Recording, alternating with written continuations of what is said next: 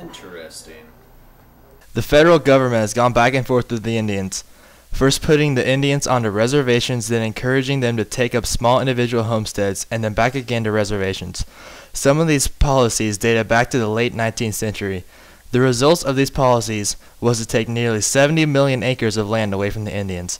They were illiterate, lived in shacks and huts, suffered from malnutrition, and felt hopeless about improving their quality of their lives.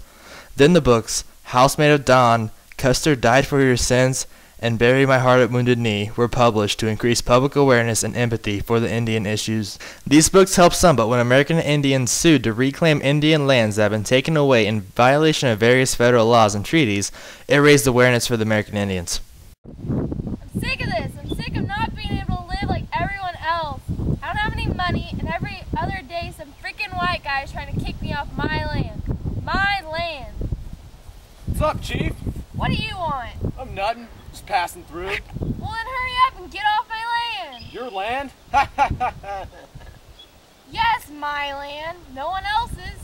Since when do you have the right to own this land? Since my ancestors claimed it 255 years ago. I don't really care about your ancestors. I'll die before I give up my land. How about you and your redskin get off this land? American Indians organized pressure groups to win better treatment for themselves.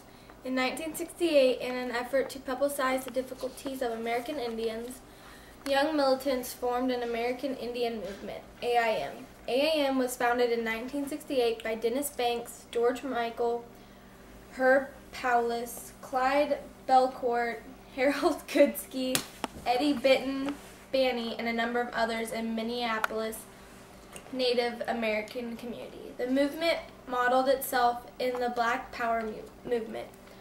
For a few years, AIM and other American Indian racial groups attracted considerable public attention. The results were sometimes positive and sometimes not.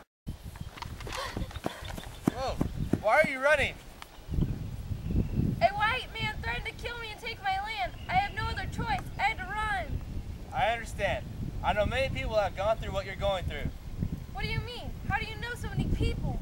I am Dennis Banks, one of the founders of AIM. What's AIM? It is the American Indian Movement. We are fighting for our rights. Yeah, that sounds awesome. Is there anything I can do to help? Sure, we can use all the help we can get. I'm so glad I can finally fight for my rights instead of being ran off by whites. I know you're excited, but this will not be easy. It's going to take dedication and commitment on your part. I'm willing to do anything for my rights. Good, because we're going to need as many people as we can, because our next step is a takeover of Alcatraz. In November 1969, 78 AIM members captured national attention by occupying Alcatraz. Alcatraz is an island located on San Francisco Bay, and it was once the site of a federal maximum security prison. The government did not confront the Indians on Alcatraz, and the occupation ended in June 1971 when 15 Indians surrendered peacefully to federal marshals.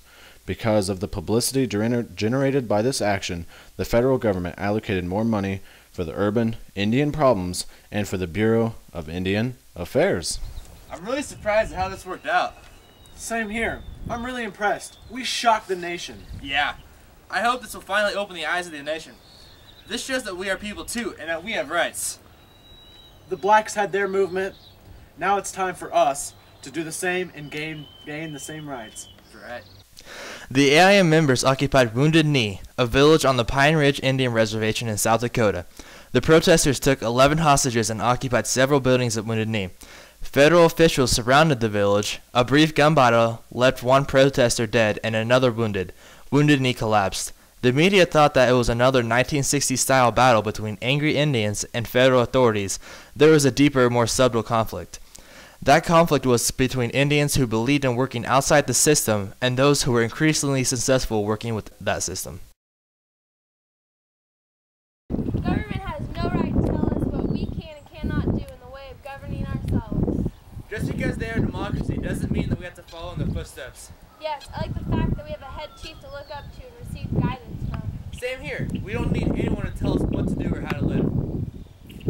You Redskins need to get out of here. We're taking over. Whoa, what are you doing? Your type took over Alcatraz, so we're going to take over something of yours. You can't just come in here and take over our kind. I'm pretty sure I can do whatever I want. So either you listen to me or I'll take your face off. What do you want us to do? I want you to come with me. Get up there. Go up those steps. Come on. Chip chop. Open that door. Go in. We're in. What's that sound? Oh crap, they've got us surrounded.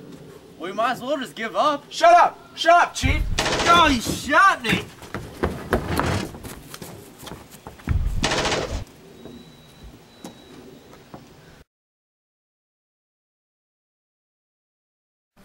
Come here, kitty. Come here, you little fatty. Thanks for letting me use that. Come here. Come here, kitty. Don't go upstairs. Don't. No. No. Okay.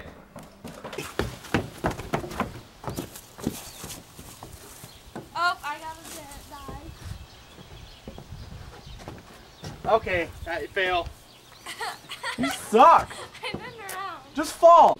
Did you not get it? No. Come on, Mom! What's that sound?